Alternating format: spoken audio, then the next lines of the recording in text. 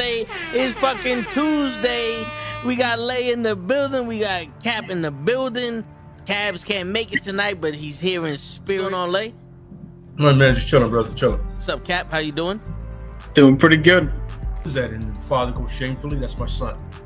And the other guy goes shamefully. Orion goes, that's my father. Choose fear and hate to run your life. Something you can't do. That was wrong with me from the beginning. I was doing it that way. I was gonna go down that path. I worried. You thought it was Grayson? Sorry, got hurt. Not him. Not him. Crack his brain for somebody, anybody that can help, and remembers. Freeze. The media. No, Randall Savage. You're Randall Savage. With his knowledge and all other shit, and his capacity to learn. Absolutely. This is the only vegan I'll ever eat is grilled chicken wings, because that's like vegan to me. You know what I'm saying? Because the chicken wings are supposed to be fried, but you grill the chicken wings, you put it in some sauce, and give it some blue cheese. Is vegan. That's vegan. Like regular moo cow fuck milk, put it in some Honey Nut Cheerios, vegan, because Honey Nut Cheerios is good for your heart. You know what I'm saying? Can I steal the question from Cabs? I got it right. Look at this. I would also like to steal. I would also like to steal. I would also like to steal. You're too late. Wow. I stay loose, I stay hype, I stay loose, I stay hype, I stay loose, I stay hype. I could do this all night, cause I do what I like. Yeah, I do what I like, yeah, I do what I like. Sipping goose, sip is right, and I go with the flow. Yeah, I go with the flow, yeah, I go with the flow. Cause I know I'm the show. In the zone, here I go. In the zone, here I go. In the zone, here I go. Yeah, they know I'm a pro.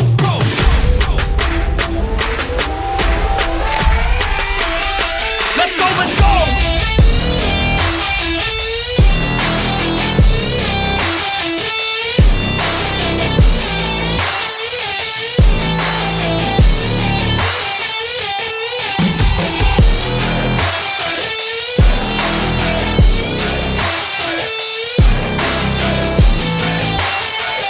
Yeah!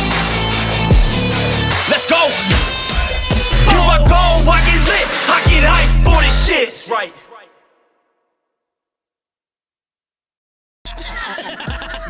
Word. He be like, I got a left elbow and a right elbow. I can break your face with an any elbow. Make sure that you get elbowed in your elbow with an elbow. Got the arm ball, get the phone ball, get around with the bomb ball. Daddy's gonna take you to Jersey Shore. Yo, what's going on, everybody? It is Knucklehead Comics. It's Tuesday, and we are live, and I got some shit playing in my fucking headphones that I don't know. There you go. Anyway, yes, it is. It is Tuesday night. Knucklehead Comics. Fuck around. We got Cap in the building. We got Cap with some Night at the Rounds table, arm, sleeve, shoulder. Yeah, this is my leather piece that I got at the Renaissance Fair. This is in honor of my fighter, it's a Victorum, and my paladin, as you see the name, Vester Amos. That's right. My D&D campaign, because it is D&D fucking night. We're going to review the movie, talk about all this shit. I'm fucking hyped. Word. We're going to review the movie, talk about D&D. We're going to talk about some MCU news. We're going to get into that first, right? Yep. And and some other stuff, we're gonna get into some stuff tonight. Tonight's gonna be me and you. Show might show up, but you know how that goes. Mike goes a long way with show. He might do a lot of things. Yeah, right. Showing up ain't one of them. Right? He's a lot of bad things, but showing up ain't one of them. Shit, but so let's start off with this woman, Victoria Alonso. Yeah, so Victoria Alonso is or was a producer with Marvel all the way back from the first Iron Man. So she's been with the first Iron Man all the way through till now, till Quantumania, and a couple of the future projects coming out. I know Loki season 2, the Marvels, Secret Invasion, at least, maybe Echo, maybe some other shows.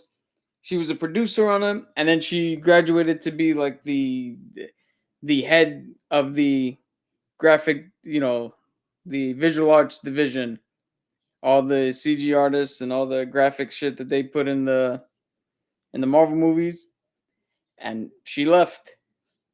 I hear other people reporting that she got fired, but everything I've read just said that she left, and we don't know why.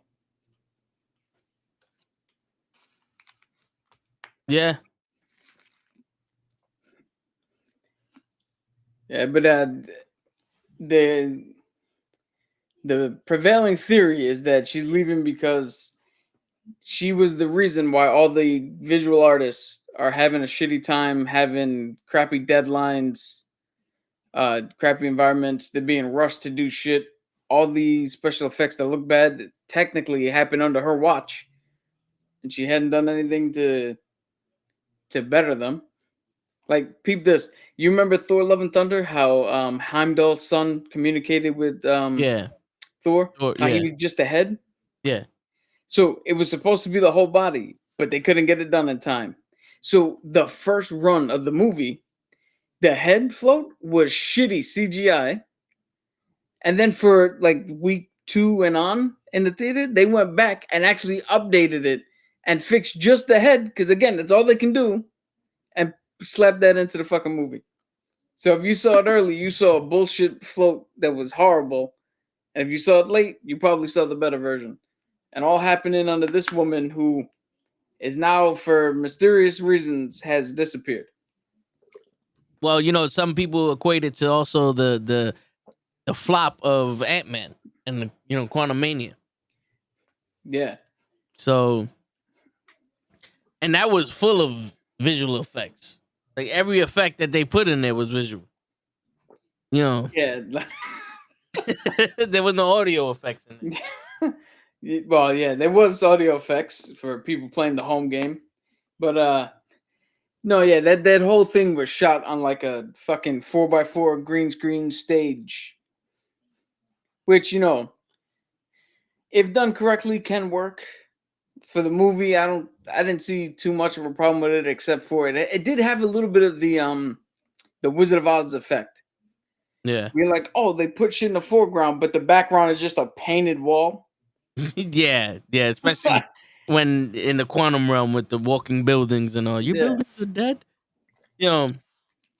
But what do we expect? Like, it's not like Disney's a multi-billion-dollar company that's been around for hundreds of years.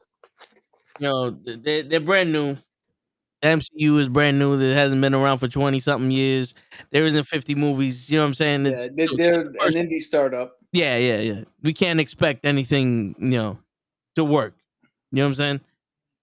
But so the failure of that, plus all the bad CGI, she left.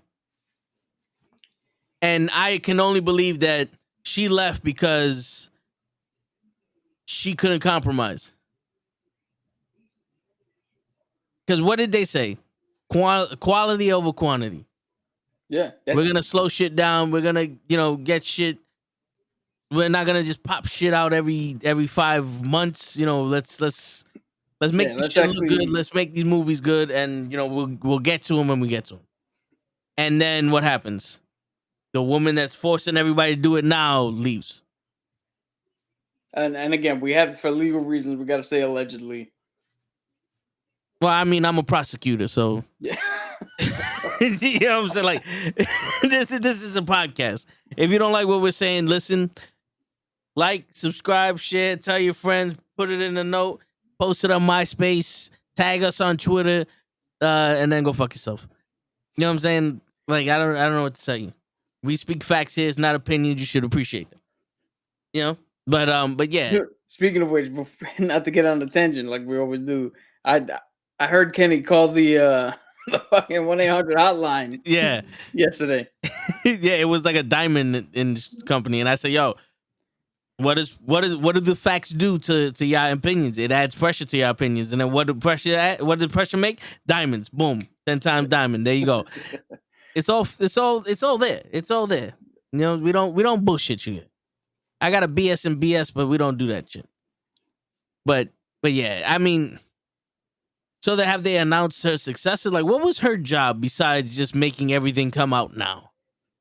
I mean, that's it. She was just the head of the visual arts department. So all the graphics and shit, she was in charge of making sure all that was supposed to run smoothly. All the people were supposed to be taken care of. Make sure deadlines were hit. You know, all the shit that in the Infinity Saga, they seem to have had on a fucking, well-oiled machine level. Out of nowhere, it just somebody fell asleep and one of the cogs went by without noticing and shit got put out of order. It's do it now or I'll kill you. But it's weird because Spider-Man wasn't bad graphically. No, Shang-Chi wasn't bad graphically. Wakanda Forever wasn't bad graphically for the most part. Like, yeah. I mean, listen, it's not like these movies were fucking 1999 level bad. You know, they just needed. Some people are saying that they were worse than that, but Well, those people really, we can't hear what they're saying until they take the dick out their mouth. That's just common sense here. But it's really just if you spent a little bit more time on those graphics, maybe we could have did something. But also, not for nothing, if you spend a little bit more time on the actual continuity of the story, well, like things that make us connect, like the actual movie itself. What's up, Arcade? You know what I'm saying? Yeah, if you would have actually spent a little bit more time on the movie itself, the plan that you're trying to convey here, the script, and not just wow shit, maybe we get a better movie. It's not always about the graphics. Like, would you take awesome graphics in a shitty movie or a decent movie an awesome movie and decent graphics? dude, if the movie's awesome, who cares what the graphics look like? Seriously. But There's got to be, no, you know what? How many movies and like you brought it up in the 90s where the graphics were what the graphics were for the time, but we fucking almost all of them. yeah. The only one that was in the 90s that was awesome movie and awesome graphics, Jurassic Park. And that's one of the best movies ever made. Yeah. Yeah. Like, that's good. That movie's so good. Industrial Light and Magic. LIG. I think that's what it is. That's the people who George Lucas, that's the company he started to do Star Wars and shit like that. They formed working to make Jurassic Park look the way it did. Like, that's how fucking good that they wanted to make that. They formed one of the legendary Voltron fucking graphic studios to make that movie. And now we come to today and Thor Love and Thunder's got a floating head because that's all we can do, lady. Put some butter on it. Yeah, fuck the fact that in 1996 we made a real T-Rex. Yeah. Standing a fucking thing. No, fuck the fact that in 1980 or 1970 something they made a realistic looking shark that scared the shit out of everybody that wouldn't work and made the movie better because of it. We get a floating head today. Yeah. Because, they're being overworked.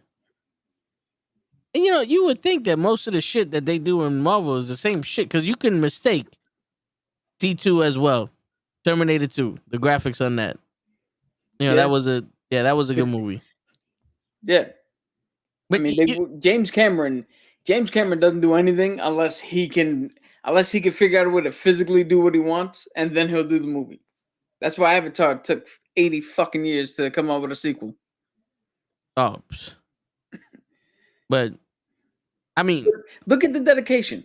We have Miss Alonso, who's pushing all this shit through. Everybody's knocking at all the fucking CGI for the past couple of movies. One out of the last 4 movies has been success. from the Marvel side, excluding the Sony Spider-Man shit. Yeah.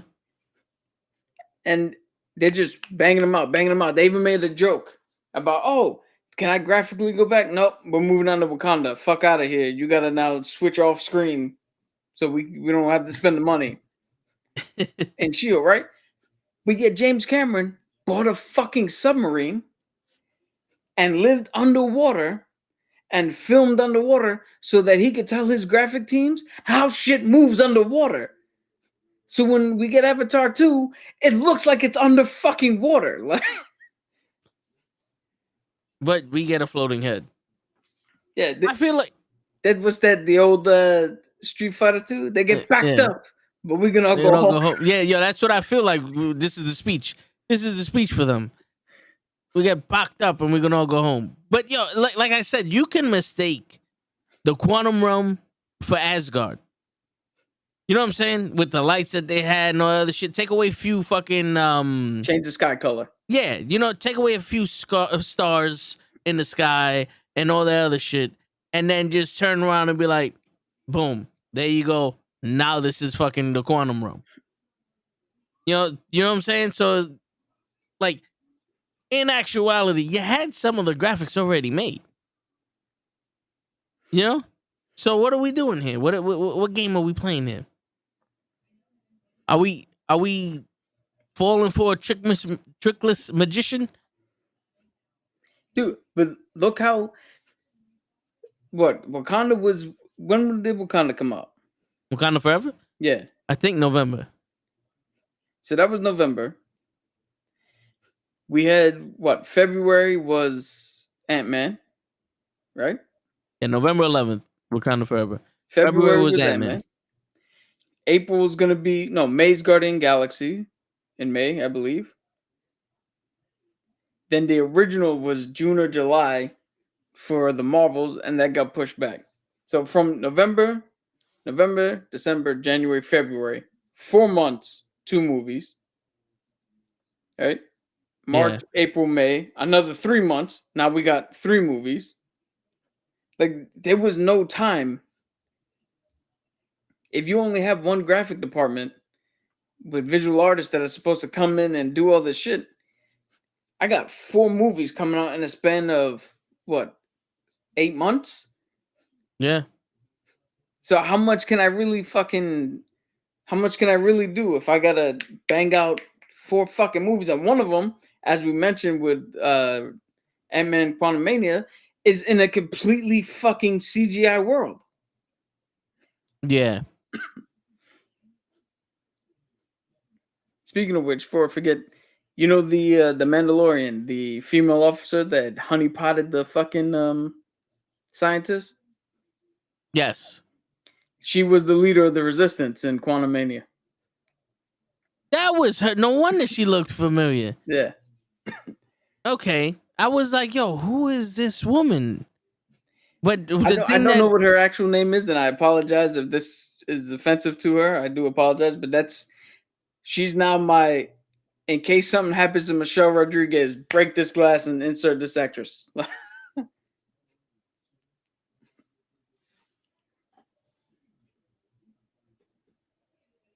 Oh, I'm about to look him up right now.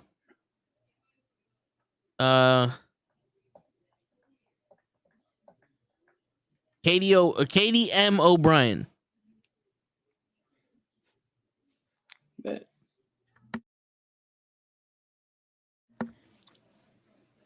Did a hell She of was a in job. Z Nation. She's in The Rookie. She was one of the rookies.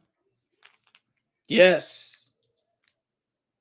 Yeah, she was the one who lasted like 1 day. Yeah. She came out like she was Nolan's fucking rookie for like 1 day. Came out of the military. Yeah. Fucked around and found out this ain't for her. She was in Agents of S.H.I.E.L.D., Westworld, Black Lightning, The Divisible, Fantasy, Z Nation, The Walking Dead, How to Get Away with Murder. This girl is the 1 episode bandit.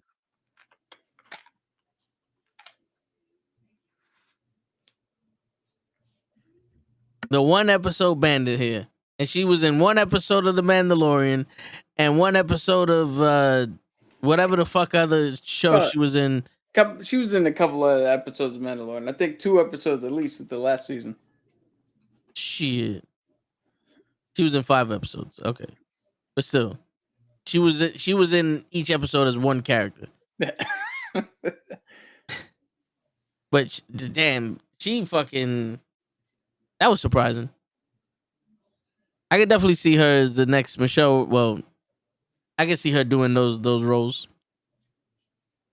But yeah, good. Other news, Darren, I just had his name, Darren Lindelof. He was he's a writer who's done some cool movies. He was doing a Star Wars movie, a secret Star Wars project, and now him and the other writer both fucking left. And why they left? But the only thing there wasn't too much information on the shit that I read, because I don't think they had. I think they were just reporting that he left, but didn't have like the full scoop. So the only thing I could think of is maybe creative differences, because I'm of two minds. Because on one side, it's like, the studio's like, fuck anybody who ever tries to make something original. Then on the other side, it's like, oh, the one time they did that, they let Rian Johnson come in there and make a dumbass fucking movie.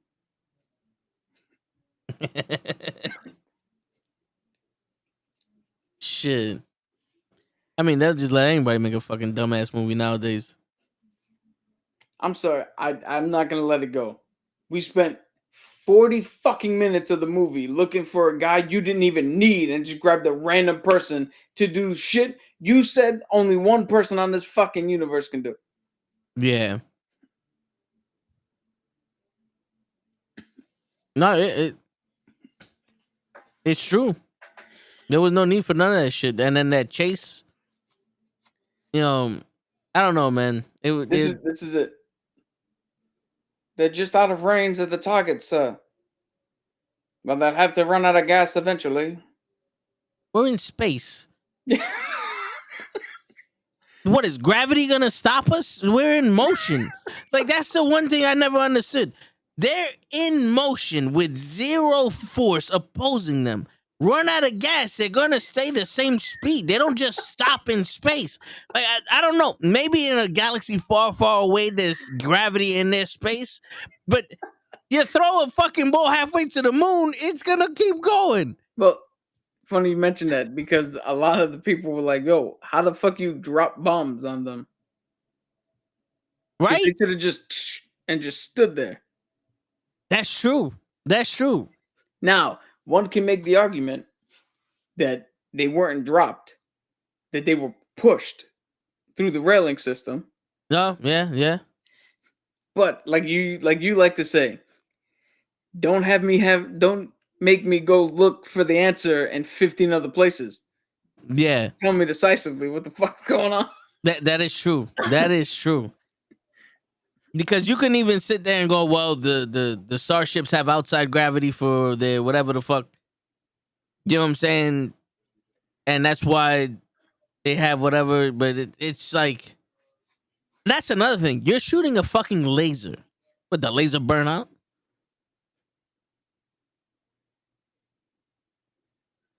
Like, in all honesty, does the laser burn out? Is that why there's no... Because if you shoot a rocket, there is no gravity. If it burns out, it's still going that way until it hits something. If they were orbiting like a planet, just like around the planet, all right, yo, they got us. With the gravity of the planet is going to force us to crash on the planet or some shit. We can't run out of gas. Okay, cool. We're in outer space. In a galaxy far, far away. You know why they call it space? Because there's an abundance of it. That's all there is space. How? What?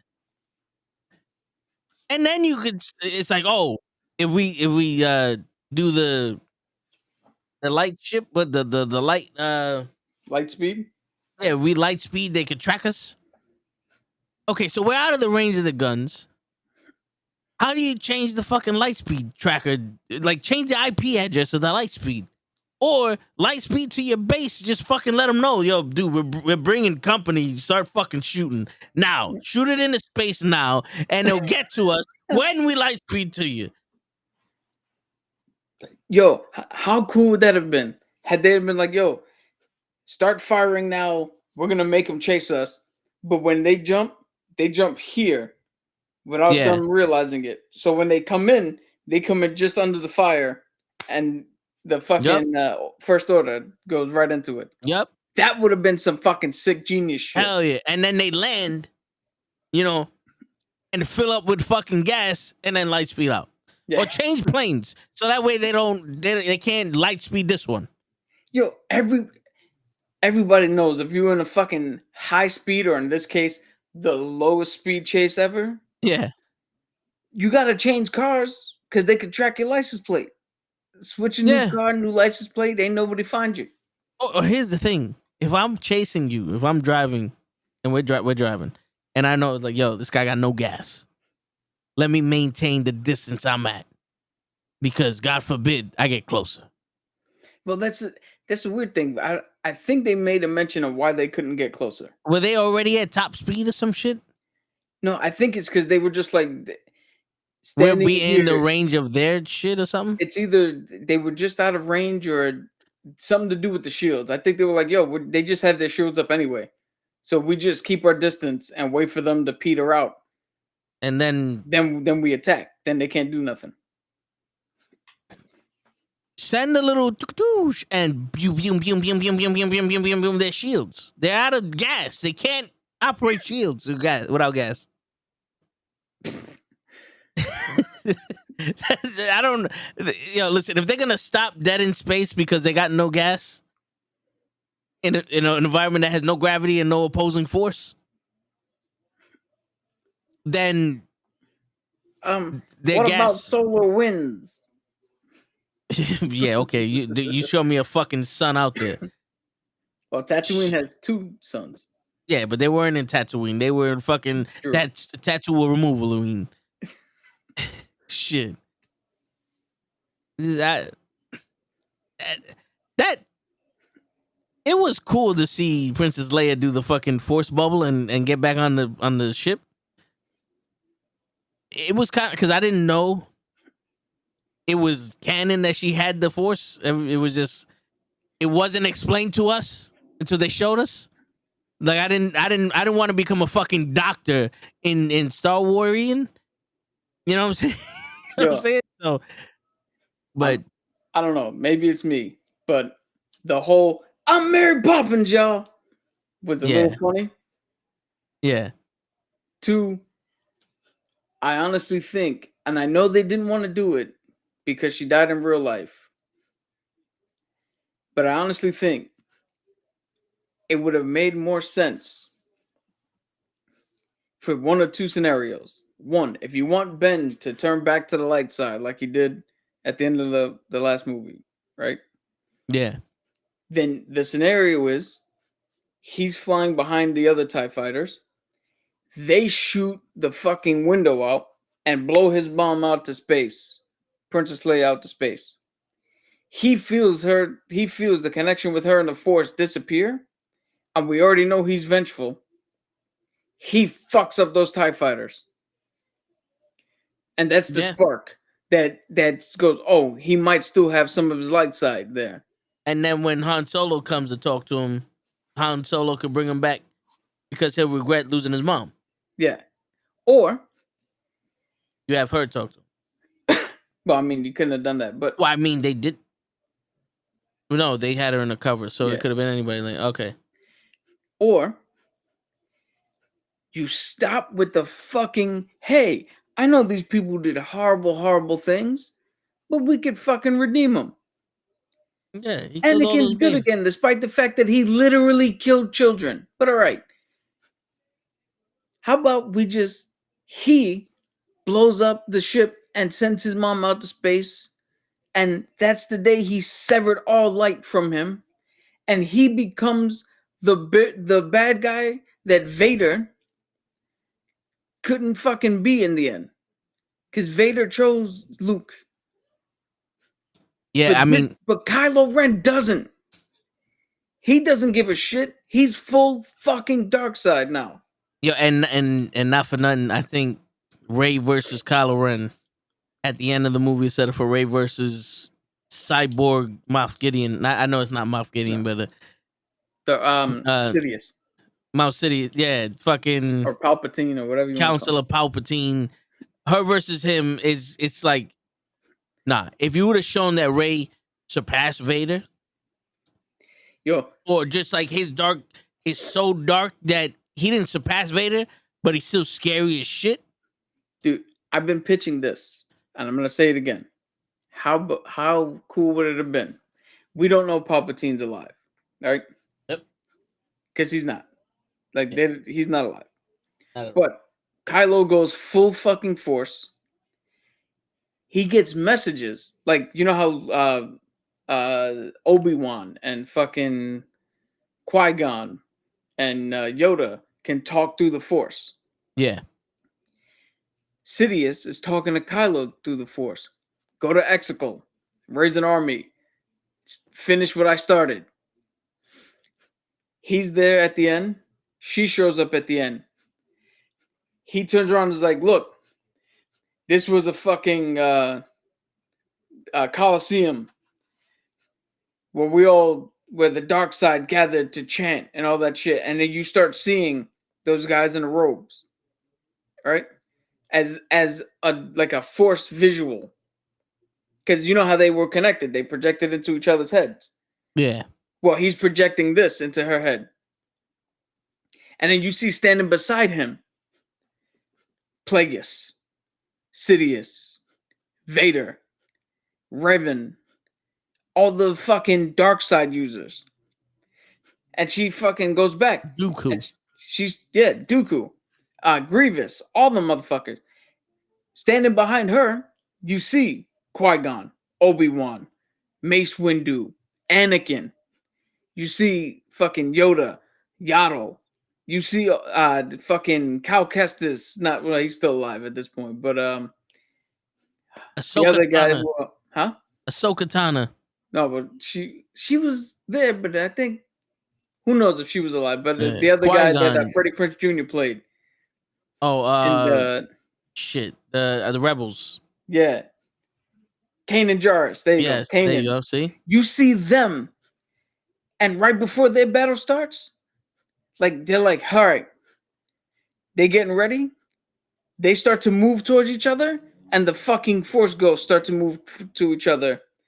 And for a minute, you just see like a clash of fucking Force Ghosts. That would and you be get dope. to see Anakin stand in front of Vader and Yaddle versus Dooku and sit there. And then that is the catalyst for them fucking battling. And you know, 100% without literally being told, all the dark side versus all the light side. This is the fucking fight to end this shit. Word. That would have been fucking mind-blowing. And yeah, the crazy shit is they set that up when Kylo Ren killed what's his master's name? Oh, Sidious? No, Sidious is Palpatine. Oh, fuck. Damn, it's been a long time. I thought you fucking said it. Hold on a second.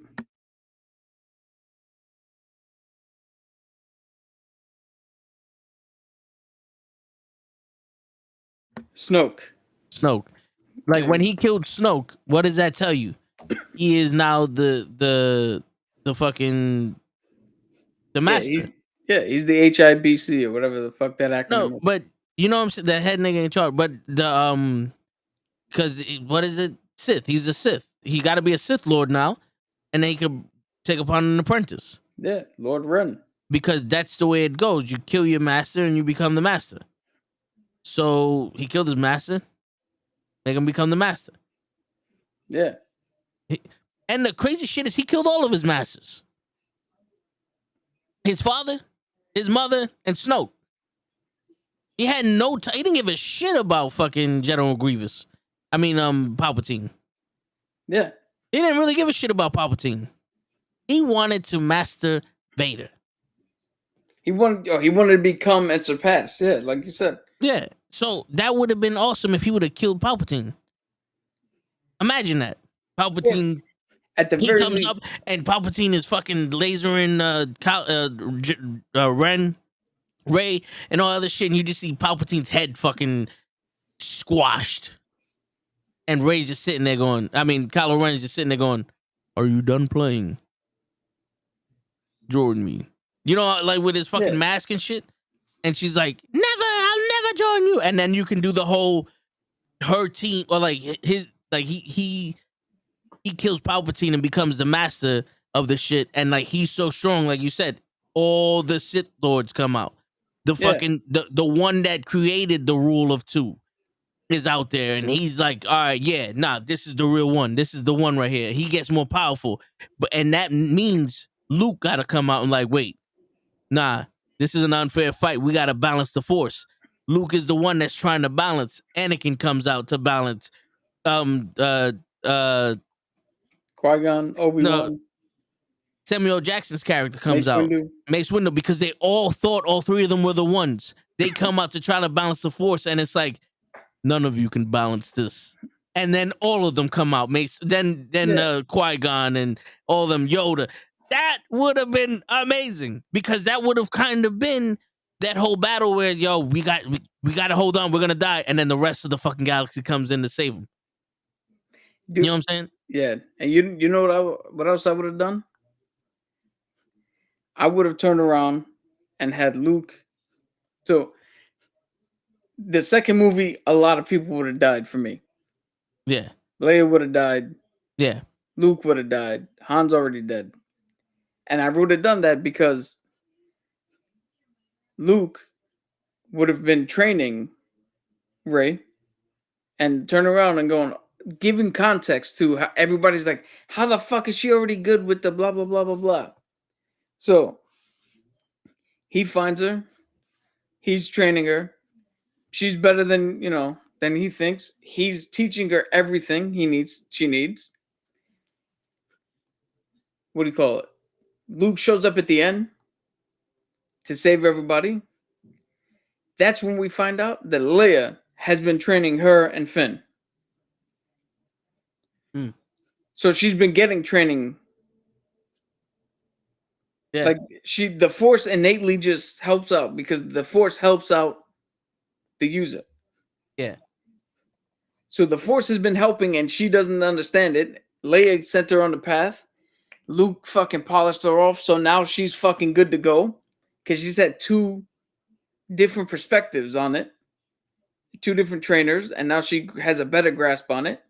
When we get to the third one, we can have Finn, like our fucking General Grievous. He might not be a Force user, but he could use that fucking lightsaber. Yeah. And the crazy shit is, it's like, you can also have Kylo Ren do this battle, and then towards the end of it, he transferred his consciousness into someone. He learned the secret of infinite life. And then you can have another Force user be Kylo Ren, but now it's a different guy. Or just straight out be like, the whole rule of two shit is done with, and he has an army of fucking Sith people on a fucking planet. The Knights of Ren. You know what I'm saying? Like, because you want this shit to keep going. It's like, yeah, it's a trilogy and everything, but we're gonna get another Star Wars movie. You just said it. And why not have new characters? Why not have characters that surpass other ones? Like, I get it. Darth Vader in lore is supposed to be a badass mother, don't take no shit from nobody. But we don't see that in the movie until we see Rogue One. Yeah. It's funny. In lore, in the movies, like you said, Vader's the badass, right? Yeah. But how many times have you read that Dark Revan? Yeah. Is probably the baddest motherfucker ever. Like, yep. Like there's other people. Tyson was the baddest, but Muhammad Ali was before him. Yeah. And then 4 movies before him. Lennox Lewis was after him. And you have boxes that people don't even know about, that 302 or some shit. You know what I'm saying? Like, look at all these Muay Thai fighters that are fighting in one championship, like 476-3. Like, I want to see the bad motherfuckers. Like, I want to see those dudes. Like, I want to see the Mandalorian fucking, not Jedi, but Force user. Like, imagine that. Imagine it's the dude who got the fucking first Darksaber. Yeah, this isn't the Republic, the First Order versus the Resistance. This is the dark side versus the light side. Yeah. That's what we want to see. We want to see Agent Smith versus Neo. Let's do this. Let's have these motherfuckers fight for themselves. All these humans are defending the galaxy. Jedis, you are the ones that are supposed to save us. All of the heroes fought Thanos in Endgame. There wasn't civilians out there with rocket launchers and fucking and rock dispensers and Pez and all that other shit fighting as best they could. No. All the heroes came and said, we gotta end this. Let's go, Jedi. Let's do this. Let's go. And then question the Jedi. Let's have a movie where the dark side looks like the real choice. Yeah. Because even though Palpatine used it to manipulate Vader and to keep Vader be underneath him, let's have someone that believes in the power of the dark side so much that looks like it's the right choice. That looks like it's the one that the light side, the Jedi, is manipulating. Like it's, wait a minute. I thought you said you guys were the good guys. Why does this seem like this is the right thing to do? And y'all motherfuckers look so bad. Dude, as much as I would love that, Andor, I think, is probably the closest we're gonna get to that. Because Andor, everybody looked bad in that. Yeah. The rebellion and the Empire look bad. Yeah. But I think we're not going to get anything other than Andor, because this, when it comes down to it, this is for kids. No, I hear you. But, not for nothing, you can always, if you do it right, you could teach the lesson like, yeah, it's very easy to be bad. And the dark side makes it look easy to be bad. And it makes it look right to have to live life on easy mode. But it's real hard to do the right thing. Yeah. No matter how, no matter what situation is, the right thing is the right thing. And it's hard to do it. Teach them that. Remember, it's for kids. But you know what else is for kids? Sure. All those the Blues Clues and all that other stuff. You know what they're teaching these young kids now? Sign language, Spanish, French. That's for kids. They teach shit to kids. We can do that also in the movies. Yo, wow, fucking shit up.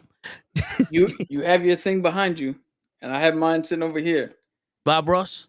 No. Oh. Point where Bob Ross is, and now point up. Down underneath your Last Dragon. Oh, here you go. Yeah. From the X-Men cartoon. Yep. And what we say they did? They trusted us to grasp the concepts they wanted to tell. Yeah. It's time to start doing that shit again. Seriously. It is time to start. You know what it is? We're living in an era where no one knows nothing. We're living in an era where everyone has writer's block. Where everyone is making the choice, fuck it, let's just remake part 1, 2, and 3. Let's just remake that and put a woman in it. And that's different enough. No, sir, it is not. It was good. Like, don't get me wrong. That trilogy was good. I liked it. It's not one of the best things I've ever seen, but I don't have an issue with the shit they did. They kept the core shit. Like, I get people didn't like Luke throwing the saber and all that other shit, but I feel him. Because even Yoda was going crazy in solitude when Luke found him. Yeah. You know what I'm saying? My problem is not that he threw it. My problem is that it was done for a joke. Like, that moment should have been, we waited how long for that moment? Because it happened at the end of the first one, at the end of Force Awakens. She's standing there and hands out the thing. And we built up so much anticipation for Luke Skywalker to grab that saber, not question it, not get a force feeling, even though Rey did, not hear something, not anything, just to grab and toss for a chuckle and move on like not. Like, motherfucker, if I had a kid, right? And let's say I was overseas back in the Navy, and I turned around, I was like, yo, I got a kid now. And I flew you out. First time you're ever going to see the kid. I pick you up at the airport. We drive to the house. I come in, and I just go, yeah, there's a little piece of shit. And I walk out to the fucking backyard to do some shit and leave you standing there. I would be like, what the fuck? Yeah, exactly. Yeah. That's essentially what it felt like. Yeah. For me watching that. No, I get it. And trust me, it could have been a lot better if he would have been on some, like, if he would have looked like it would have popped up and he was like, the hell are you doing with this? And he picks it up and just launches it, like force launches it. And it's one of those things like you have no idea what the fuck you've done, or like he forsaken the light side or the force altogether. You know what I'm saying? I get that. Because the one thing that I would say, that whole I trained Kylo Ren or Ben Solo, and I had a vision that he was going to kill everybody, and then I tried to kill him and I couldn't do it and he killed everybody, is weak. That aspect of the story for me was weak. You didn't need to do that. Just don't show me shit. Just bang. I let my nephew become a fucking a whore, and then there you go, and then that's dude. This is the thing that I don't fucking get. See, this is the problem when I said it before. When you have three people make three movies, and then at the end turn around and go, "Oh yeah, all these are the same." It doesn't work. Yeah. When you have somebody who's in charge of, let people make the movie they want, but somebody who's in charge of the through line, yeah, the continuity, to make sure that it connects. If you were going to end up with Palpatine anyway, Palpatine's manipulating this whole thing. Have him project an image, a false image, in Luke's head. So from Luke's perspective, he wasn't attacking Kylo. He thought something else was there. Kylo reacts to him. Kylo's like, oh shit, he's trying to kill me. Luke comes up and is like, no, that's not what I was trying to do. Well, I don't believe you. Like, how does Luke convey somebody who I killed and I defeated is now in my head messing with me? Yeah. Then you have an even bigger reason for him to be in isolation. Because not only did he fail a student, but now he's got to hide from Palpatine. He's not strong enough. Yeah, he thought this whole time he was strong enough. Yeah, and then that could be the whole reluctance to train Rey. You're not strong enough. Yeah. Dude, I'm fucking enraged now because years later, we're still coming up with different shit. Yeah, we're just two idiots sitting in different rooms with a wall in between us. And in fucking blink of an eye, we're coming up with scenarios that would have been 10 times better than people who spent, how long did they take to write this fucking movie? Their whole lives. Lifelong fucking Star Wars fans, and we're coming up with shit just based off of what we're telling each other. And you know, you would think to steal a phrase from Armageddon, that you would have people in a room just thinking shit up, and people in the room thinking shit up in case that shit didn't work. What's going on here? I got a lightsaber right there. Let's make it work. Let's make it work. Fuck, man. Yo, we have not seen any of the raw strength that everyone boasts about. We've seen the abilities of their lightsabers and their fighting. We never seen the raw strength. Oh, you can pick a Quinjet out of the ocean. That's fun. Listen, that's strong. But I want to see somebody crack a fucking moon with this shit. So, yeah, okay. That level would be crazy. And I don't think anybody has had that level since before the High Order and the Old Republic shit. But we did see Luke kill all those fucking Death Troopers. That was a show of power. That was dope. It was a show, but I want to see some crazy shit. You want to see like Thanos grab the moon and fucking... The first scene of the first fucking movie in this trilogy was Kylo Ren force stopping a laser beam shot at him. That was, okay. Now we're going to get to see a different side of the nope. It's the same old force. And another thing. Yeah, and another thing. I don't give a shit who you think you are. Ain't no captain of that ship talking to me like the way they talk to Kylo Ren or Vader. General Palpatine needs to see you. He said I was I'm sorry, what? Yo, dude, that's what Vader was doing at first. Your lack of faith is disturbing. And he just fucking yeah, but then that one commander was like shitting on Vader. It's like, no, buddy. Yeah, it's like, no, but yo, listen. How many of those pins you got for these people's shirts? Oh, we got plenty. Get a new one and put it on this nigga. you know, like Palpatine got to be like, Vader, stop killing our generals. Well, tell them to stop fucking talking to me. Yeah. I don't know who the fuck they think they are, but I'm Darth Vader. I can move shit with my mind. My plane runs out of gas in space. It's still moving. You know what I'm saying? It's still fucking moving.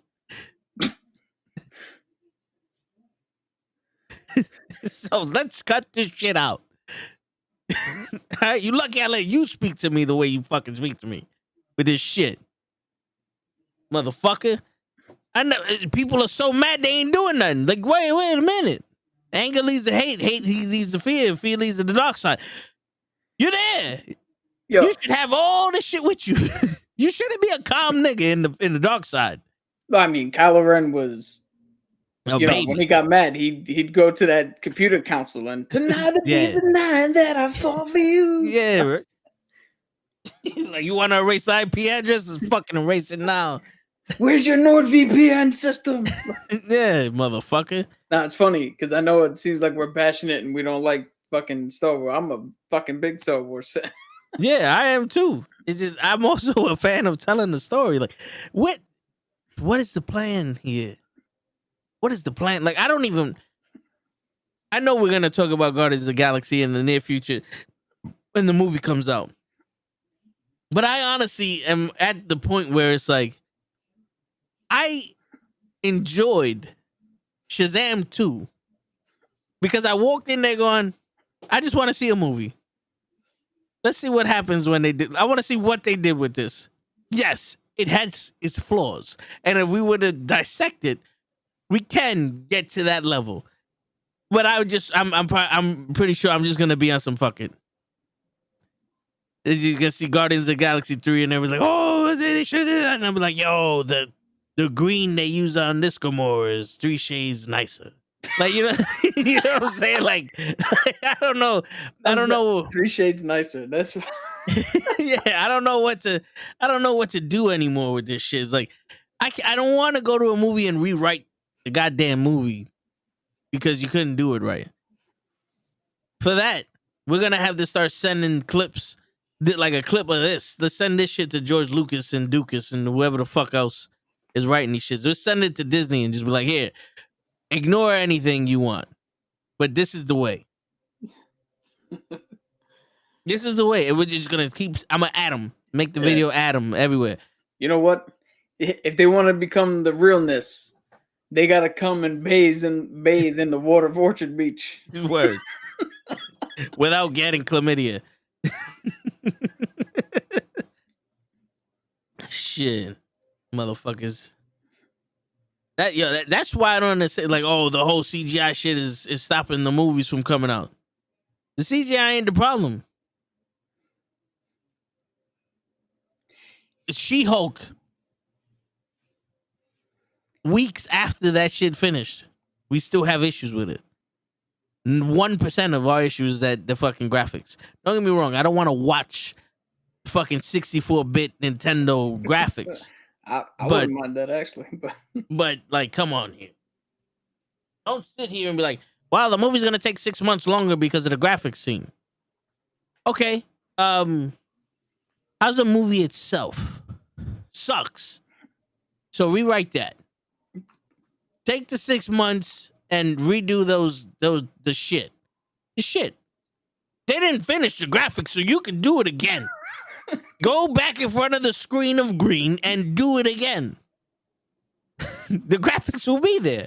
Yeah. I don't think the graphics need to change. I don't think the graphics, like if you're standing in Asgard, they're not going to change Asgard because you said thus instead of thou. You know what I'm saying? Like, this isn't voice command. Like, time out. Gotta get the thus back around. They said thus. Yeah, like, bitch. Everybody knows the windows are on the left when it's thus. On the right when it's thou. Hey, let's get some real shit going. Yo, I want to point out this. No, I don't know how everybody feels about the Solo, a Star Wars movie. I saw it. I didn't think it was bad. Was it necessary? No. But it wasn't as bad as everybody said. But there's a moment where they're in the Millennium Falcon cockpit and they hit that hyperspace for the first time in the movie. And you see everybody's face like, oh, light up and shit. You know what happened? Ron Howard, who directed that film. Howard the Duck. Yeah. Ron Howard put screens on the outside of the fucking windows. So when all the actors thought that they were just going to look at the green screen, he actually turned it on and threw them into hyperspace using the screens live so that he'd get their reaction when it fucking came up. Hans Gruber, what the fuck is his name? He passed away and I can't fucking remember his actual name. I'll look it up for you. Shit, I know him, Hans Gruber, man. He's Alan Rickman. Alan Rickman, yeah, there you go. One of the best actors ever. For the last scene in Die Hard, they were like, all right, we're going to drop you on 3. 1, and they dropped him. So him doing it as he fell, that was real. Now we come to movies nowadays, and it's like, all right, act. And 6 months later, you'll find out what you fucking reacted to. Yeah. It's like, put a little bit more. If you're going to make the fucking visual arts team fucking grind themselves to the bone, let's make use of it then. Like, if you're going to be shitty to them, do some extra shit so the actors have something to do on screen, you know, get a little more genuine reaction to shit. So that way, when the artists actually put the thing in the movie, it's a whole fucking mesh of a real reaction to a hard work fucking finished product that somebody did.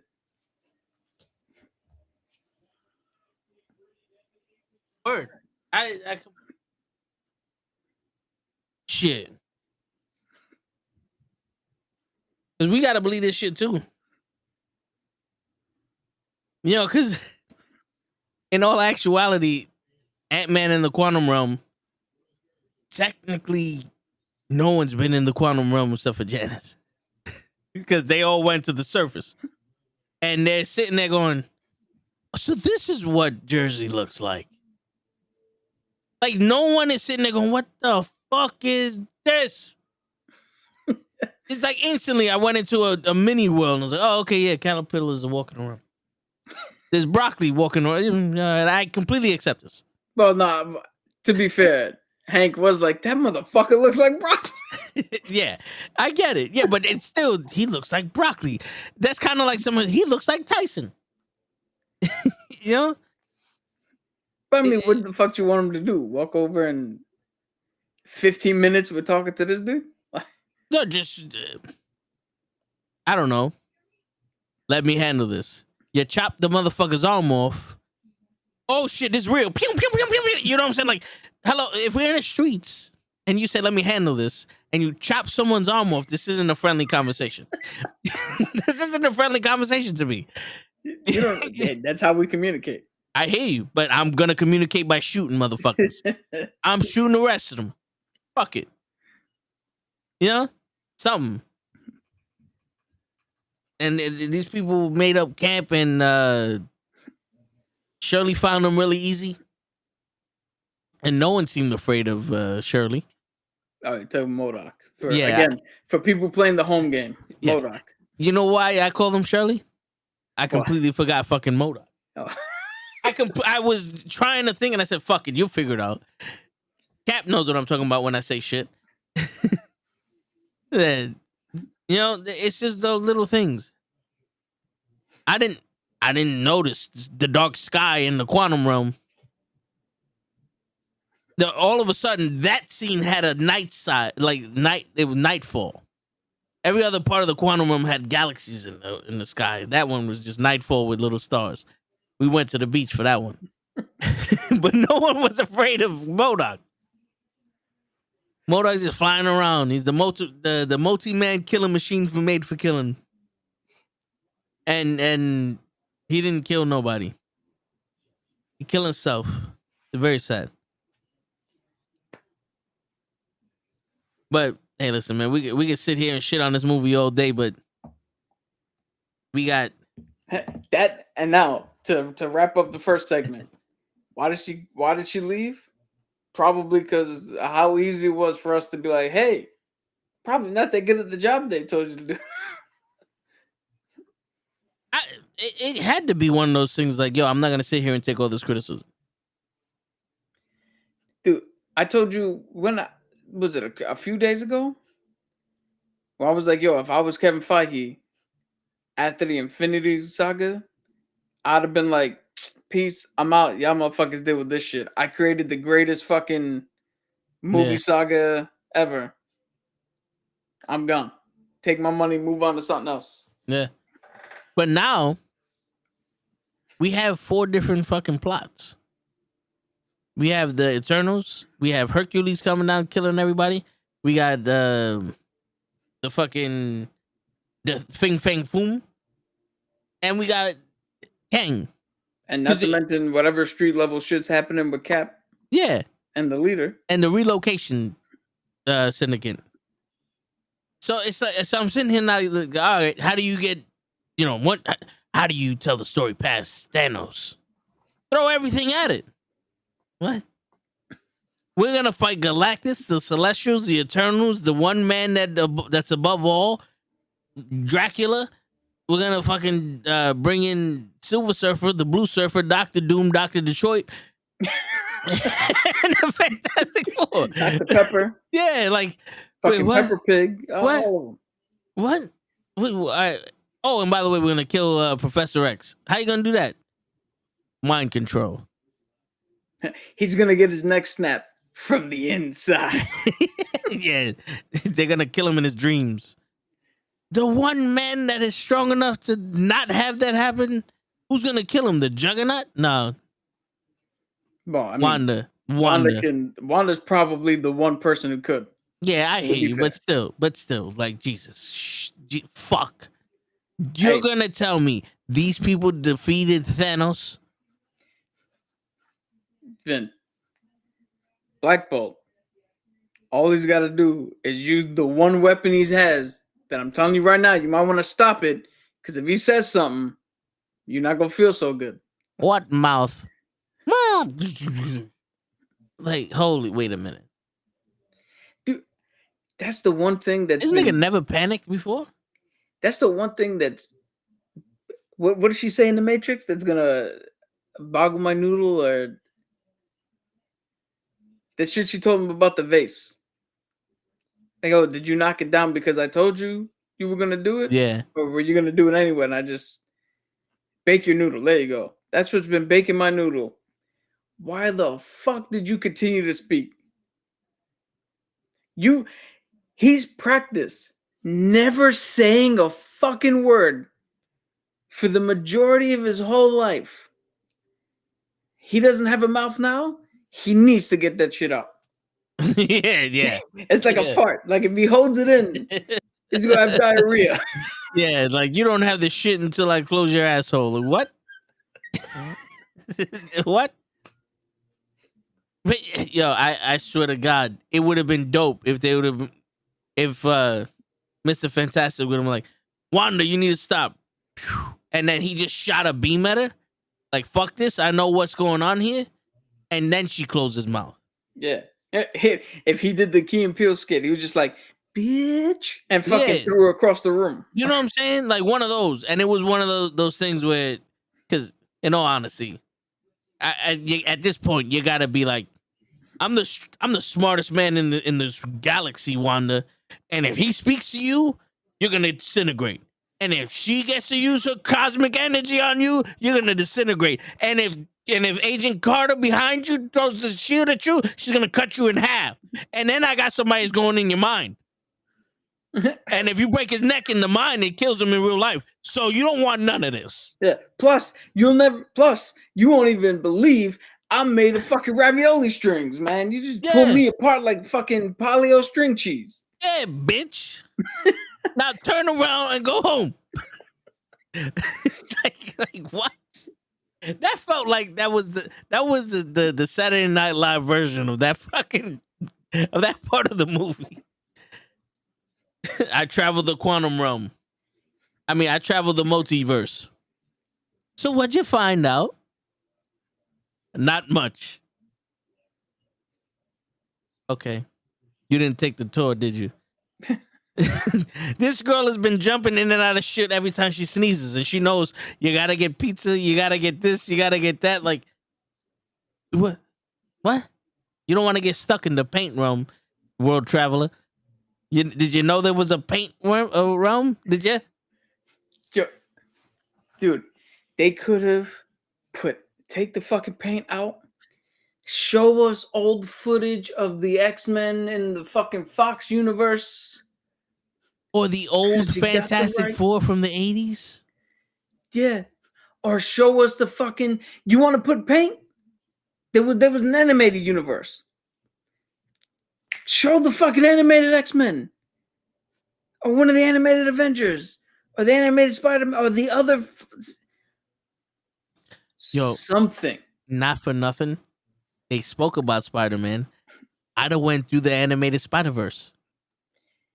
Yo, I would have taken it that you saw Spider-Man swinging from a web shooting out of his ass. Other than the fucking paint. Man spider. Yeah, just spider butt. Has an actual spider butt. Does he sling a web out there? Yes, he does. He's spider butt. Watch out. Here comes the spider butt. Yeah, man. Listen. I want to hear people go, well, it's easier after the fact. Yeah, you know who else can do this after the fact before the movie gets made? The people who wrote the fucking movie. Yo, here's the thing. People, to your point, oh, it's easier after the fact. Well, had I read the script, I probably would have said the same shit and be like, whoa, wait a minute. How about this idea? Yeah. Or how about this? Every time we do one of our pitches where we pitch a movie and shit out of thin air, or we come up with it, That's before the fact. Yeah. Or hold on, let me say it the way the kids say it. That's before the fact, Jack. Word. Like, I'm old. Fuck off. It's a word. Go fuck it. Like, I mean, come on. Somebody somewhere along the line has got to be like, hold on. What if? And I'm just spitballing here. Yeah. What if we do this and it was good? Yeah, right? Like right, what we have right now is okay. What if we turn it up to good? God forbid great. Yep. We'll go with good. I just want to hear 4 words. I got a question. Why is the wizard the only one not fighting the witch? What up, Ray? You know? And that's another. Oh, he got hold of the dark hold, so we had to kill him. What? Does he not know that he read it when he was training? This isn't new for Doctor Strange to read the dark hold. He read it in the first movie. It didn't corrupt him then. And now all of a sudden, yeah, money and whoop, green eye. Right in the middle of his head. The eye of Mataja Hall. The eye of the Taj Mahal. Yeah, it's Hebrew. You know what I'm saying? Like, okay, I can buy that. That's fine. Well, guys, I might turn dark. So kill me now. So you're saying there's a chance? I'm the smartest man in the world and I can't figure out how to undo magic with your magic book. Yo, not for nothing. Strange came up with a way to kill Thanos. Yes. They came up with a way to kill Strange. Yes. They couldn't come up with a way to stop the one person Thanos didn't give a shit about. Like, remember, she went to go fight him and he was just like, who are you again? Yeah. I'm sorry, you're going to have to take a number. Yeah. Sorry, I think you're behind the lady on the Pegasus up there. After her, I get to you. Word. Austin, when did you send me a YouTube on Instagram? I don't think either I got it. I didn't watch it, but I don't remember getting it. But yeah, but the thing is, now we watch that movie, and then you sit there and you go, "Oh yeah, I didn't watch it. I'm gonna have to check." You sit there and you go, "How does that shape up now?" It was on Shazam. Oh, okay. How does that shape up now with all the movies that came after it? And you go, it doesn't. Because they're not traveling the multiverse. They're traveling time.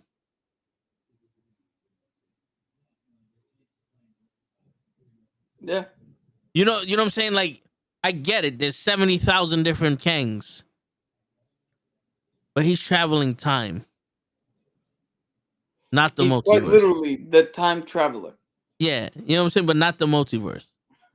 And yeah, I get it. He travels time throughout the multiverse, but he's traveling time. He can affect us through our time, not our verse. So where does this play?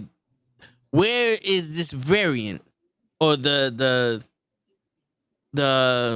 incursion is happening? Where is this incursion? Because it seems like you cannot cause an incursion, but Kang can.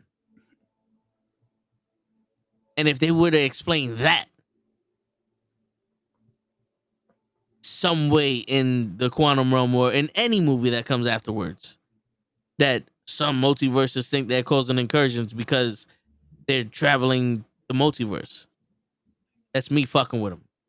When they get too close to successfully traveling the multiverse at will, I destroy their timeline. You know what I'm saying? Then it can be like, okay, what we think is wrong. Yeah. But nope.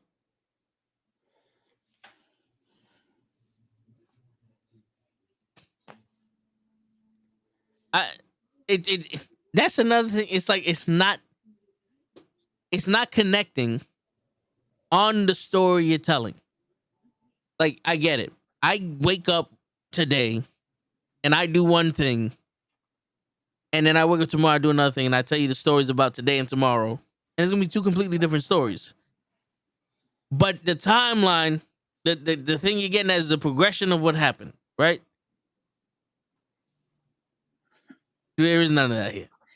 So, using your analogy, I just thought of something. Maybe they're trying to go with the approach of you wake up today, you do something. You wake up tomorrow, you do something different. You wake up Wednesday and Thursday and blah, blah, blah. And when you tell the individual stories, it seems like just different shit happened. You're just telling different stories. But when this is all wrapped up and you tell the story of what happened during your week, now it looks like a cohesive fucking thing. Right? And I think they're banking on that. But we're too far away from getting the whole fucking here's what happened this week. We're stuck with, oh, you did that on Tuesday. Great. And what'd you do on Wednesday? Fucking fantastic. Yeah. And you know, like, at least let something go back to the fact. Like, yo, so you remember when I told you on Monday I broke the board? Yeah. Well, on Tuesday I figured out a way to use it. You know, something that works. Yeah.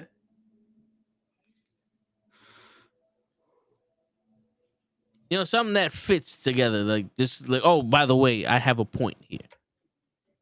You know?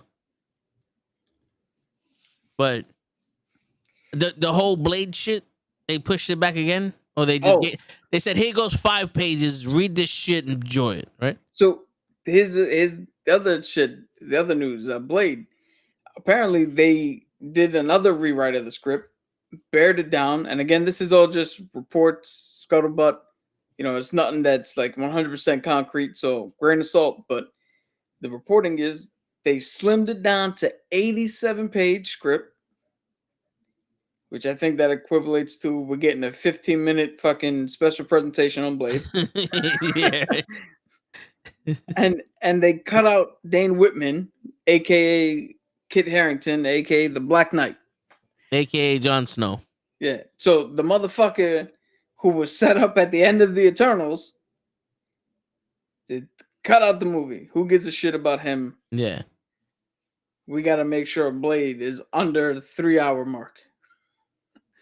We got to make sure that we can't tell a story here. Listen, here's my thing. Spider-Man: The Origin. Just have him show up and then give us a brief synapse. Yeah, we don't need to see the parents die in the hallway. Or yes, seen Blade with Wesley Snipes. We get it. We get it. We get it. You know what I'm saying? Like, don't act like you're bringing out Blade because this is a new character that fits in the story. No, you're bringing out Blade because of Wesley Snipes. That's what it is. And people seen the Wesley Snipes Blade. These young kids, if you haven't seen it, go fucking watch it. Yeah, we say it here all the time. Blade, you think Iron Man was the start of the MCU. Blade is the true origin of the success Marvel has had. Yeah. Blade 1 and Blade 2. Blade 3 was a shit show. Well, Blade 3 came out as well. Blade 3 gave us Deadpool. Yeah. Yeah. And it also gave Triple H the greatest wrestler turned actor ever. And if Batista wants to fight me about it, I'll give him Show's number. Yeah, you go see Show. Yeah. You go talk to Show. He handles all that. Word. He's the guy that you want to speak to. But yeah, that some how hard is it to write a fucking movie about vampires? Dude, and a guy who's hunting them. You know what, man? Again, I say it all the time. Do they? And I feel like a broken record every time I got to say that, but it must be harder to write a movie than it seems. Is Marsha Ali just going, yo, listen, if I wanted to star in Twilight, I'd have went in Twilight. Every time they show him a script, I don't know, because there's no concrete reporting. It's just like leaks and somebody who knew, like, where's Luis to fucking turn him like, yo, how do we know this? Because somebody he knows that knew somebody that knew somebody that knows some shit. yeah. I'm waiting for the reports to come out saying this ain't Underworld, motherfucker. You know? It makes it seem like Mahershala Ali is standing on the set like, come on, I was in Shakespeare, goddammit. Right? Give me something to chew the scenery with. This is shameful. Or he's reading the script and he gets past the first fucking sentence, and the first sentence is, there's always a dumb motherfucker trying to ice skate uphill. And he goes, I'm not gonna play Wesley Snipes in this movie. I'm playing fucking Blade. Or even worse, he reads the first line of the script and it's like, exterior shot. Blade, who's now white, who has a boyfriend, who's like, they just completely changed a whole bunch of shit and like, all right, well, let's try this one again. Yeah, right. Let's take this back to the drawing board. And the crazy shit is like, you're putting all this effort into a movie that I don't really see being the plot of the whole phases. Yeah, like this is just a movie. This is gonna be the Ant-Man. Not in terms of like quality, in terms of like, oh, while Kang is kicking the shit out of everybody, we're gonna take a break and go watch Blade kill some motherfucking vampires. Yeah. And hope for Midnight Suns to show up with Moon Knight and Ghost Rider. Word. And the crazy shit is the only time we get to see vampires is through myths and a very eccentric vampire that apparently isn't afraid of the sun when he goes to the retreat with Blonsky. Remember, he thought he was a vampire? Oh, Blade's illegitimate son? son? Yeah, Blade's son. Like, if that was a multiverse movie, they need to make like Elseworld, make multiverse movies where in this universe vampires exist and Blade's going after them. In this universe, the devil exists and Ghost Rider has been fucking possessed by it. That's what they should have been doing, because they're gonna come together in Secret War anyway, or Kang Dynasty. Bring it together, bring everybody in, and now we got one fucking through line in your next fucking saga. Yeah, and this is where you can introduce fucking Miles Morales, and do that whole Avengers fucking thing.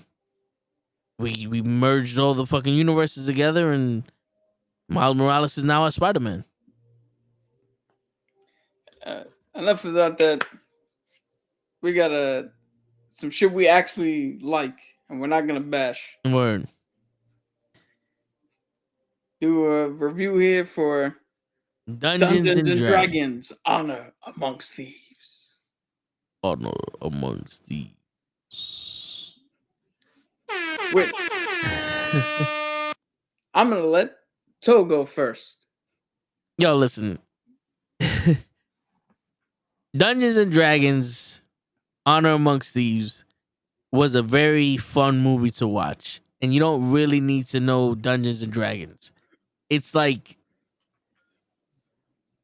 Stranger Things.